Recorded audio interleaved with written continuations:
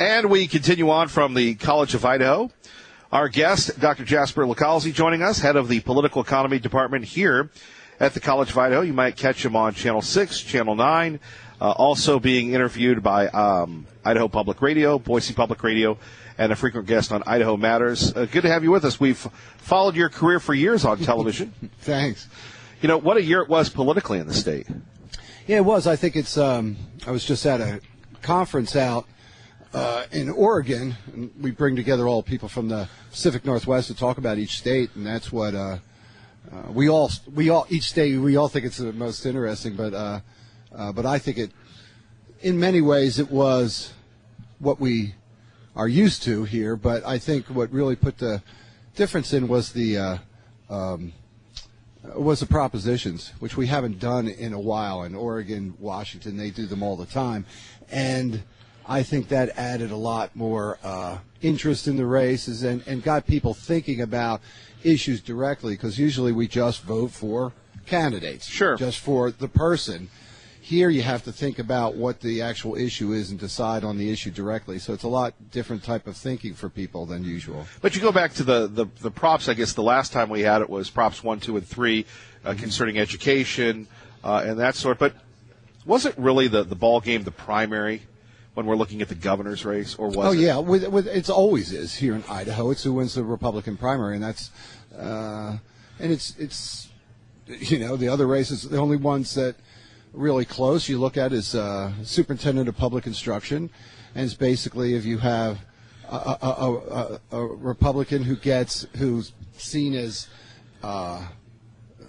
compromise as far as competency to a great extent, who has the wealthiest person in Idaho funding, endorsing the Democrat, it's still close, but the Republican still wins. Right. I wasn't even going state school superintendent. I was just going back to, I'm just fascinated by the governor's race on both sides in the primary, where you have a congressman, a lieutenant governor, incredibly successful businessman on one side, and you have a rising star, Paulette Jordan, and a person well-known statewide in A.J. Belukoff. Yeah, and that's, you know, you get more variety in the primaries. So, and that creates some interest. But I still think in the general election, you get more people out, more people are interested in. I think the propositions push that up. A lot of people don't like going out to the primaries because they just vote based upon the party label anyway. So in the primary, you're just choosing amongst the parties, so it's harder for them to decide. So let's talk about the kids here. Are they into politics? Some, I think they are. I think they're again, I think they're more into issues than with people, than with the specific candidates. And like we were saying beforehand, I think one of the principal problems of getting students, young people involved, is that politicians don't tend to talk to students about the issues that are important to them. So why aren't young people more involved in the political process? Because no one's talking to them. No one's asking them what's important to them. So that's where I think that you see some of the apathy, that young people often are getting involved in quasi-political activity as compared to just electoral politics. And yet you have the national phenomenon of Bernie Sanders. Yeah, I mean, they get excited by somebody like him to some extent, and they did with Obama too. But still, but that's when you have somebody like Sanders starts talking about issues that they're concerned about. Right here, about the cost of college education. You don't hear most politicians talk about that at all. I was just going to say, so for parents listening right now, the cost of education, obviously a big one for not even millennials anymore. I mean, the millennials are actually aging out of going into college. It's the Z's or the plurals or who knows what. But to speak to the quote-unquote young people, so it would be student loan issues. What other issues would there be? Well, I think they're all very concerned about the environment, because they feel like, hey, they're still going to be around in 50 years. Right. So they care about what the planet's going to look like in 50 years. So they're very concerned about the environment, about foreign issues too, about oppression in other countries. So I think they're looking at a lot of issues that, again, aren't being dealt with a great deal by many. You don't see stuff like this before Congress or even the state legislature that much.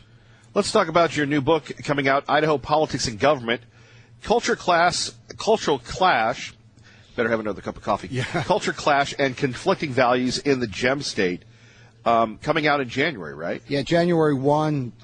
You see, you have they sent me a couple of advance copies, but technically January 1. I think, I guess you can pre-order it now. Might get it in time for Christmas. Make a great Christmas present for that special someone.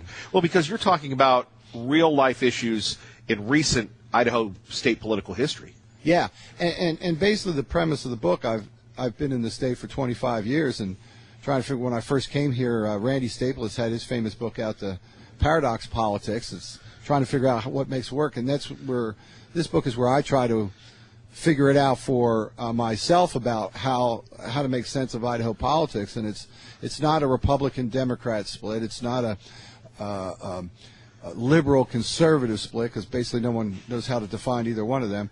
Instead, I think it's really a conflict between what do you put first, what's primacy for you, the individual or the community, and that when you look at issues, you look at the different institutions throughout the state, they are much more intelligible if you look at it as a conflict and a struggle between the individualists and the communitarians. Idaho Politics and Government. I'm sorry to interrupt you. No. You can get that on Amazon. You can pre-order it.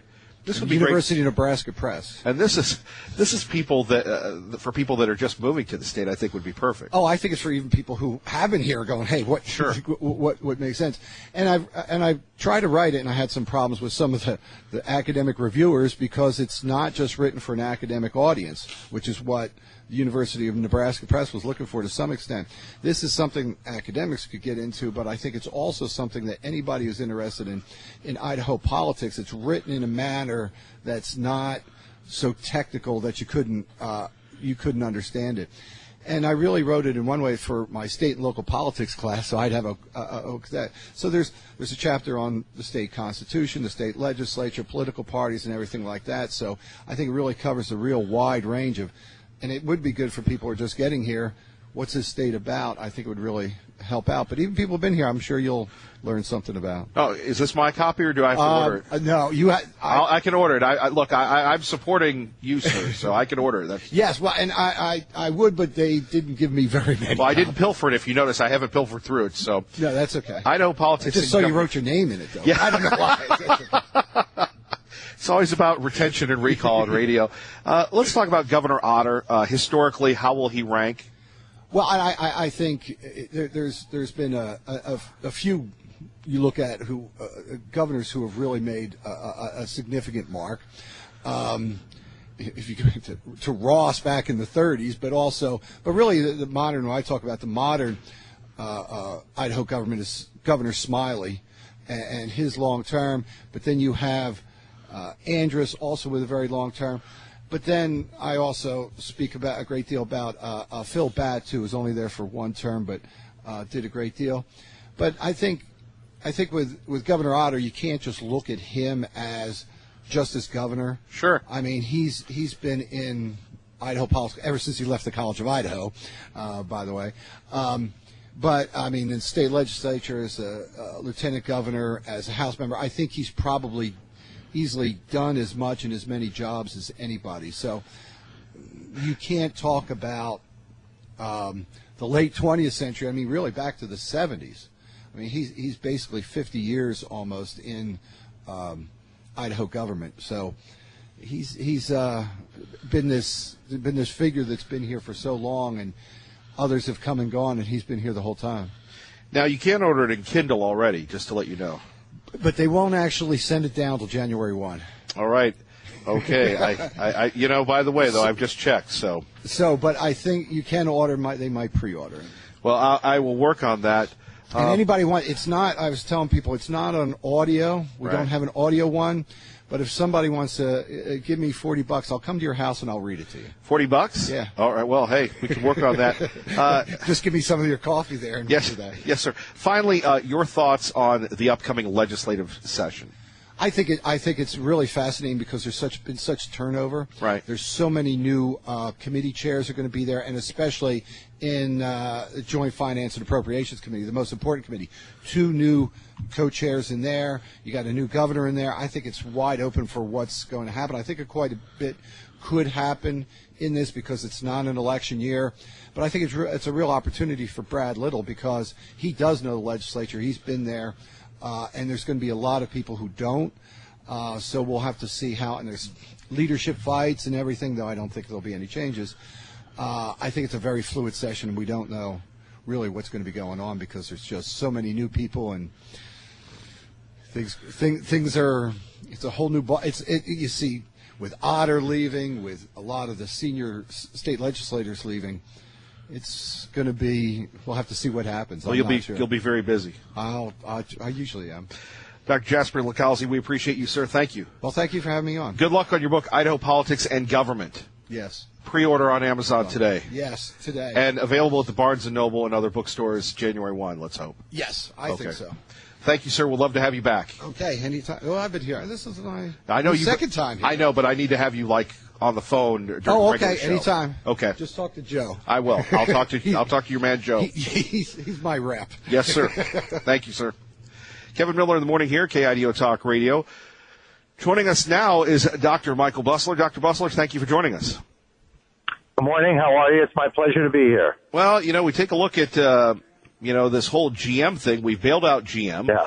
And then all of a sudden, GM is sticking it to us again by cutting 15% of your workforce. What are your thoughts? Well, I think the government made a mistake in the first place, bailing General Motors and Chrysler out back in 2010. Essentially what happened, we were coming out of a recession at the time, and neither of those car companies were doing well. In fact, they were doing very poorly. Car sales were generally down, and because they weren't selling enough cars and losing large amounts of money, they essentially went bankrupt. Normally, the way the market is supposed to work, when a company like that fails, they go out of business, they liquidate their assets, another car company or another company would buy the assets, and the ones that are profitable and they could make work would continue. But the government decided that General Motors and Chrysler were both too big to fail. So the U.S. government bought $51 billion worth of General Motors stock. They eventually liquidated that stock for about $40 billion, so they ended up with about an $11 billion loss. But they did keep General Motors in business. Now, what's happening now is the vehicle market is changing. Historically, in recent history, about half the vehicles made were cars, and the other half were SUVs, crossovers, and pickup trucks. The market, is now changing, and only 30% of the vehicles are cars, and the other 70% the SUV, crossover, pickup trucks. Now, Ford has recognized that, and they've announced they'll get out of making cars, except for, I think, the Mustang and one electric car. Chrysler, which incidentally is now owned by Fiat, and the company is now Fiat Chrysler. We bailed out Chrysler and ended up being now an Italian company. But Chrysler has decided to get out of the car-making business also, just concentrate on their Ram pickups and their SUVs. General Motors was slow to see this.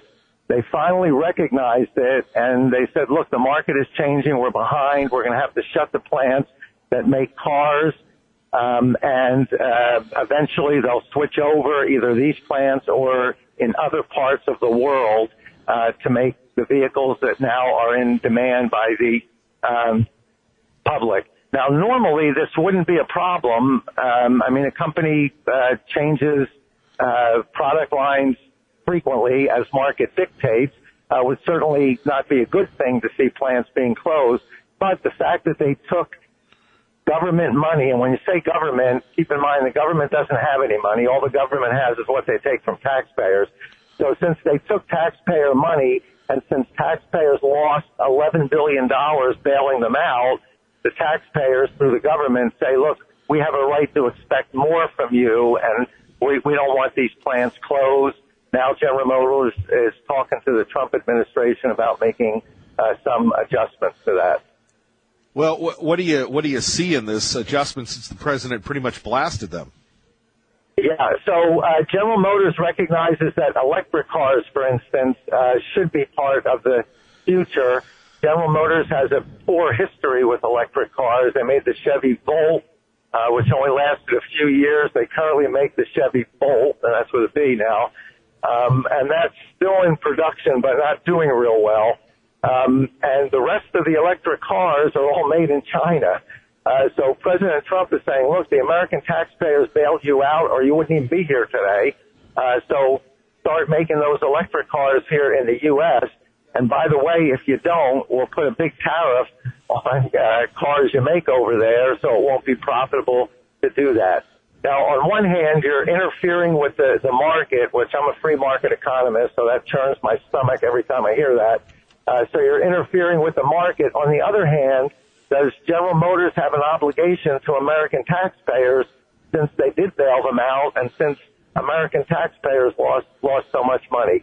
What actually comes out of this, we're in uncharted waters. It's never been done before like this, where we bailed out a company and they have some obligation to taxpayers.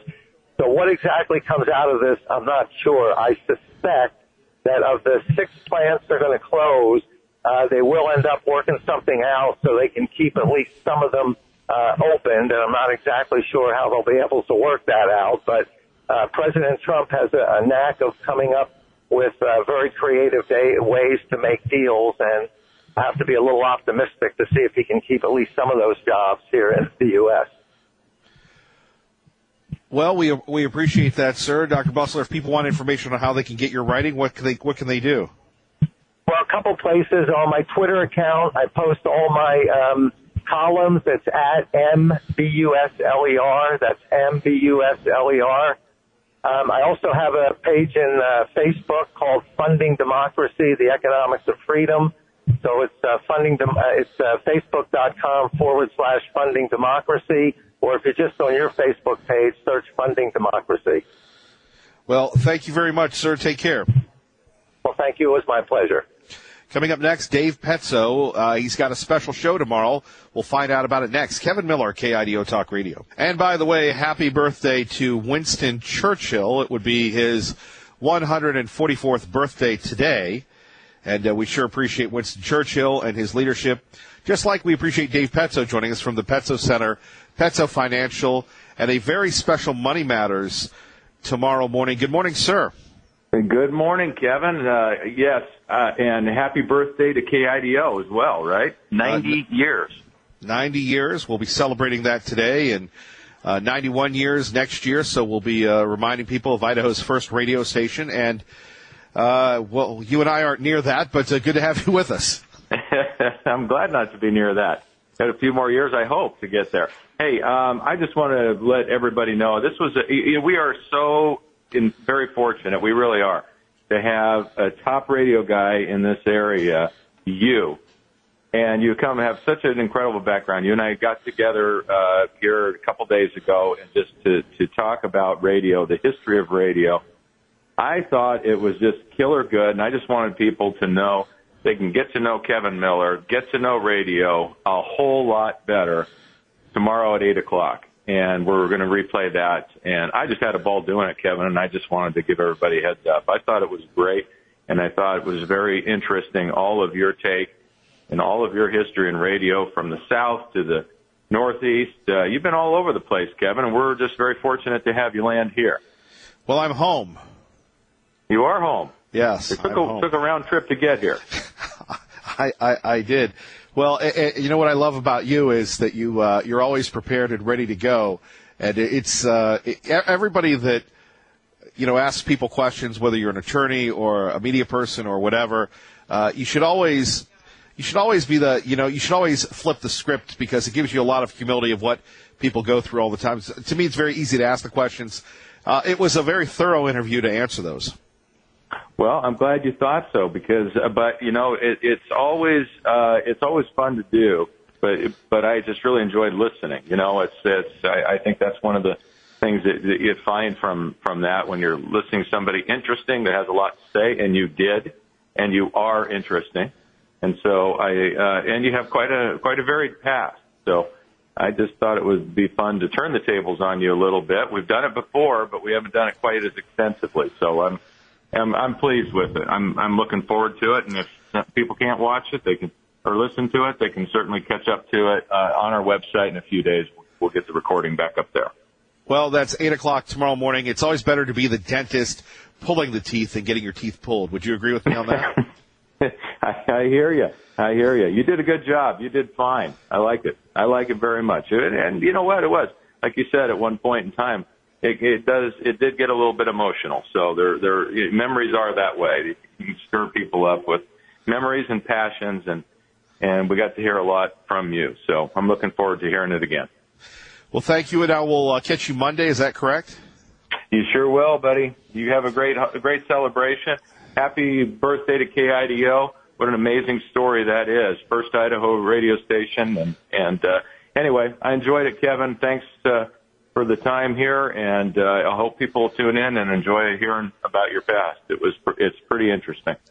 Thank you, Dave. You have a great day, sir. Thank you. Our great friend Dave Petzo joining us. The Petzo Center, Petzo Financial, Money Matters tomorrow.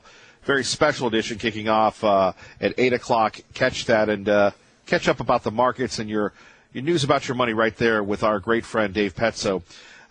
Traffic and weather together, KIDO Talk Radio. 7's Eric Gebert. And let's find out what's happening in your world. Good morning, Maggie. Good morning, Kevin. And let's see if Liberal Steve is still there on KIDO Talk Radio. Good morning, Liberal Steve. Happy holidays to Idaho, and Merry Christmas, you far-right conservative Christians. I want to know what. Go ahead, Miller. I just was commenting on your brilliant oratory. Oh, well, thank you. It's always brilliant. I must say, I'm a little bit A+, like your buddy Trump. Well, you're a little bit humble, too.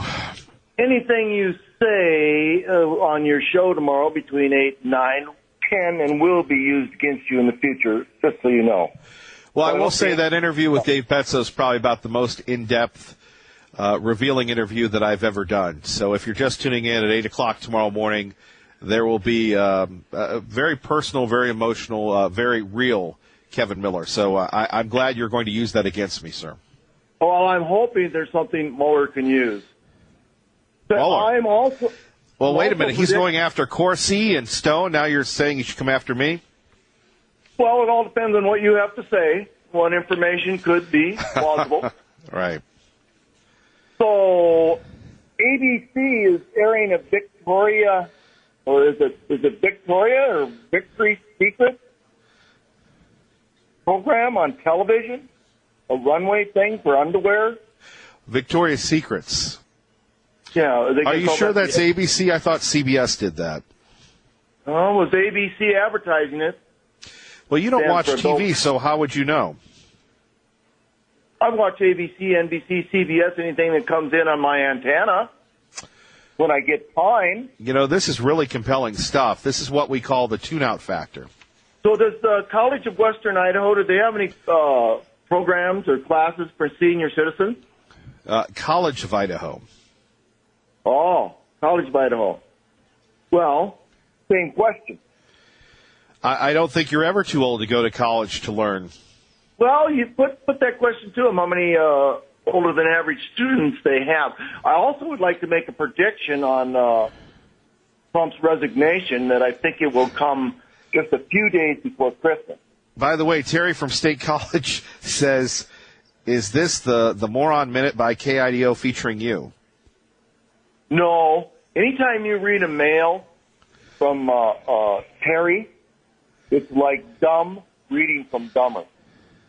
Well, stop that, would you please? This is Patriot Ray saying there's too much pot in the pipes. Patriot Ray, we know everything we need to know about you, so shush. This is how old people communicate. This is how we communicate. Anyway, I'm sorry, I was talking to our guest here. Are you done with your stuff or what? What's your guest name? You'll find out in a minute. I'll minute you. You guys stay fired up, and like I said, Trump will resign 2 days before Christmas. And I know it's going to happen. I'm so glad because, we were on topic. We were talking about that last hour, not this hour. well, you just take your hour tomorrow and keep it away from Mueller because we will use it. Bye. Goodbye. We appreciate that. It's never embarrassing having liberal Steve on. Once again, proving that we are a big tent here at 107.5 FM, 580 AM. Kaylu Baekner joining us now is a double major, senior double major in psychology and anthropology, sociology, getting out of breath talking about her already, with minors in human biology, religious studies, and human services.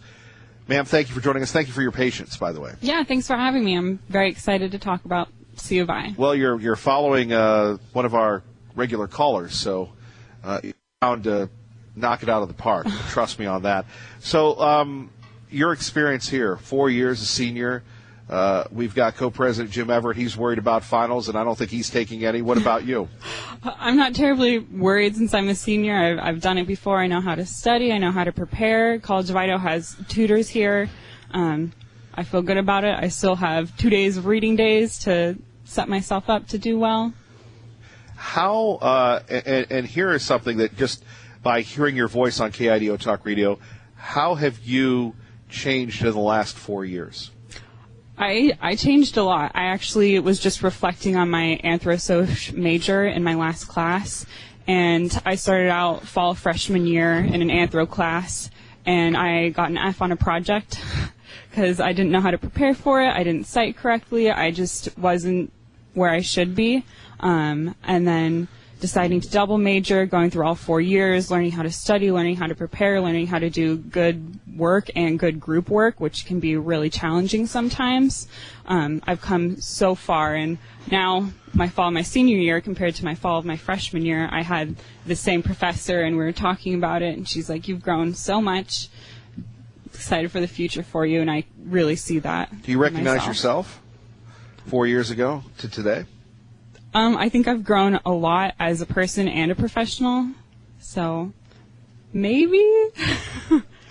When we take a look at the future for you, where are you going after here? I just got done applying to grad programs in school psychology, so wherever accepts me and is the cheapest. Sure. Yeah, but Yeah. I hope to come back to the Treasure Valley and be able to give back to the community that gave me my professional start.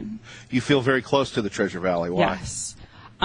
Just the people I met. That's why I decided to come to C of I. I had my heart set on going to California and swimming in an outdoor pool, and then I came on my recruit trip here, and everybody was so kind and sweet, and it felt like home. And the people I've met and the experiences I've had, I want to give back to the community and give them what I had, essentially. It feels like home. Yeah. Can you expand on that a little? Yeah. So I come from a small college town in McMinnville, Oregon. The college is called Linfield, and it's a sister college to the College of Idaho. So that's how I found out about it. And whenever I came here, the old president, Marv Hemberg, he worked at Linfield where my dad was and where he got hired. Right. So whenever I came on my recruit trip, they sent me straight up to meet him, and it was like, wow, they are really interested and personalized. And then after I came back from my recruit trip back to Oregon, they had written me a letter, and it was handwritten. Where else are you going to get that? Right. Everything else is computerized and mass sent out, so Right, group emails and it's such. very special. Right, College of Idaho. Yeah. Where do you see yourself in 20 years living in the Treasure Valley? Child psychologist? School psychologist, yeah. So they help assess kids in schools for learning disabilities and cognitive disabilities, and they run programs to help with social and behavior issues. Right. So. Now, anything else you'd like to share with us this morning? Obviously, you feel very passionately about the College of Idaho, so much so I'm at a loss for words of where to go with this, but we could talk about your academic background. You can talk about your friends. For people that maybe they've driven by, maybe they've heard of it, maybe they live in Mountain Home. What would you say the impact College of Idaho has had on you and will for years to come? it's so much easier to ask the question than answer them, I will tell you. Yeah, that's a hard question. I mean, it gave me the start to my professional career. So if you drive by, I mean, just stop in, have a conversation. If you're interested in going to college, don't hesitate to set up an appointment with the business office and get a tour. And I'm sure there'll be lots of people that'll come up and introduce themselves. Like Jim, he's everywhere. He knows everybody. If you come to campus and take a tour, I guarantee you'll see him somewhere, and he'll come introduce himself. All the sports teams are amazing. There's so many programs that you can get involved with, and I'd highly recommend that. And being also involved in the community here in Canyon County and Caldwell as well. The college has such an intrinsic partnership with the people here. Yeah, definitely. Through swimming, I met the mentoring network, where you go into school an hour a week. And I did that for almost 2 years, and it was amazing going to the community, meeting the teachers, meeting the principal, meeting all the kids, and meeting with a specific kid every week, and getting to know them. Anything else you'd like to share? I don't think so. I wish that smile could translate on the radio. But I hope people can feel it. Thank you. Yeah, thank you. You're listening to Kevin Miller on KIDO Talk Radio. Kevin Miller in the morning here, College of Idaho, brought to you by CapEd Credit Union and Team Mazda Subaru. And our trip to the College of Idaho would not be complete if we didn't check in with our old friend, Sweet Willard, the person I believe, I don't know if he started Promote Our Schools with me, but I still believe he has the all-time record as our executive senior roadshow producer. He's at an airport somewhere. He's now a big star in broadcasting. But I can remember when I first came to the Treasure Valley, he was all about the Yotes. I'm always so proud of Will. And Will Gordon joins us this morning. Good morning. How's it going, Kevin? Well, there are some constants in this ever-changing universe. And, here we are at the College of Idaho. We've got Chandler filling in for you. We've got the table, and the road show continues that you were such an integral part of launching so many years ago. I think we're in season 17 of Promoting Our Schools, Securing Our Future. I mean, I remember when we started this so many years ago. It was a journey, and going back to my alma mater, that was like the jewel of the Promote Our Schools, Secure Our Future. And you were so proud of that. I can see you smiling right now. Tell us a little bit about the College of Idaho and the impact it's had on you. As a proud alumnus, you come back, you still hang out with your friends, you travel across the country. It really was a life-changing experience for you.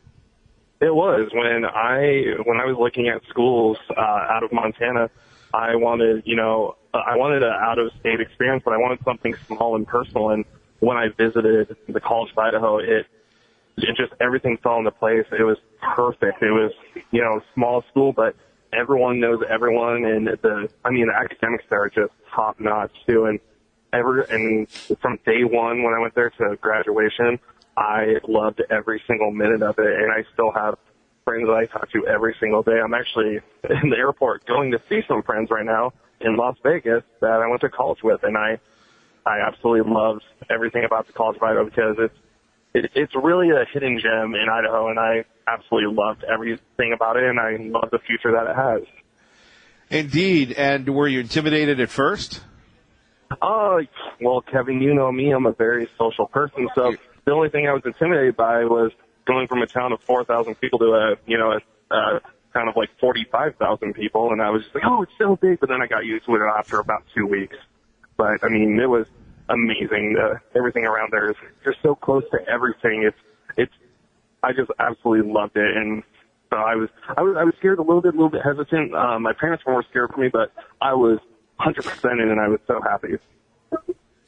Well, every time I'm here, I always think of you, and always so proud of you. Now you're brand manager, afternoon guy, rocking in Montana, traveling the world, still a Bruin fan, which is okay because Chip Kelly's there.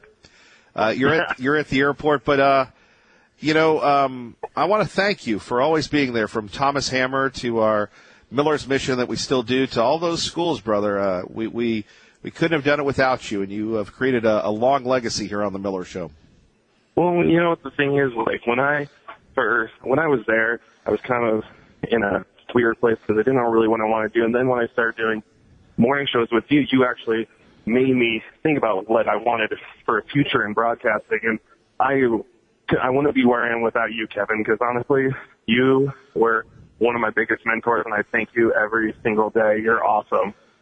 Well, So I Chandler, appreciate you. Chandler better listen and, learn from the best, because whoever this Chandler is, they better get it together.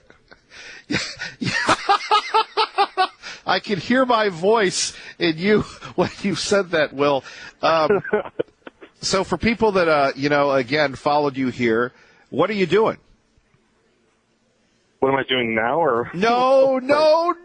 What are you doing as a career? Your passion? Well, I'm, just right now I'm brand manager of a top 40 station in Bozeman, Montana, which is just a beautiful, awesome town that's, I think, the second fastest growing city in America right now. I mean, and plus it has the largest university in Montana. And I'm just looking for that next step. I already kind of have a few things planned down, just planning maybe a move in the next year and a half. But I'll make sure to talk to you about it to make sure you give me the green light, because I always need your approval. Now, Will, you have exceeded our expectations. We're so proud of you. And like I said, this is a special place, obviously, and you have opened my mind to it here at the College of Idaho, and they're so proud of you. I can't wait for you to come back and be the guest lecturer here sometime. Oh, God, that would be amazing. I don't know if I'm allowed back on campus after all the incidents, but from just being a hooligan on that campus. But I loved everything about that campus, and I visited last spring, and it has changed so much, but it's all for the better, and I'm so excited for the future at the College of Idaho. Well, safe travels, brother. We're all proud of you at the Broadcast Center. Take care. You too, Kevin. Good talking to you. All right, good talking to you. Traffic and weather together. 7's Eric Everett. And let's go to Max in Garden City on KIDO Talk Radio. Max, good morning. Hello, Max. Okay. Go ahead, Max. Oh yeah, I've been listening to the show and enjoying the rantings of my friend, your friend, Liberal Steve, and his newest prediction. But Steve, I can't listen to your prediction about the presidency when you still haven't made good on the Paulette Jordan thing. You're a well, we are welcher, waiting my for that. friend. We are waiting for that lunch at Indian Creek Steakhouse. He's a welcher. I looked up the word welcher. Goes back to 1905. It means somebody without honor. Steve, if you're listening, peek your head out of the sleeping bag from the overpass where you're sleeping, turn your transistor radio up, and listen. You're a welcher. Buy the man lunch. One of the rest of me should have lunch in his honor, but do something. Meanwhile, Kevin, I like your show, and I'm just going to say this. The writing is on the wall. We have President Trump for another 6 years. I don't see any more success in the future than they've had so far, although I do see the Mueller probe being the longest ongoing investigation in our history. And it will come up with nothing, but he's got a job. Would you agree? I would say that's good employment to be the special prosecutor. Yeah, all you got to do is find somebody else to and weaponize the IRS like you did against Manafort. And he can before it was Obama who weaponized the IRS. Now it's Mueller. Mueller is a dictator in want. He loves the power. He is throwing his weight. Talk about, you remember the McCarthy hearings? You've heard about those? This is the new McCarthy hearings. This guy is just running crazy. And I hope that at some point in the future, whoever our Attorney General will end up being, can just say, you know what, enough's enough. Fire him, pull the plug, let the Democrats whine. And I would love to hear what Steve would have to say if the Mueller probe was canceled. Well, I think you're the only person that wants to hear what Steve has to say. Oh, I want to hear it because every time he opens his mouth, he puts his foot deep. He's up to the knee right now. Puts his foot deeper and deeper in his own mouth. He's Good points. Sad. Good points, Sorry, Max. little man. Thank you for the care, call. buddy. All right. By the way, if you're just tuning in, we're here at the College of Idaho. Kevin Miller in the morning. taking your calls, talking about the issues that matter to you, and talking to the Yotes. And wonderful to be back here in Caldwell. Love being out. Thanks to our friends at CapEd Credit Union. And we couldn't do it without CapEd Credit Union. We love teachers, and it shows. Coming up next, Fox News on the radio, the latest on the wildfires, and the return of Todd Christensen. There's something to look forward to. He's warming up in the bullpen. All that more. KIDO Talk Radio. Good morning.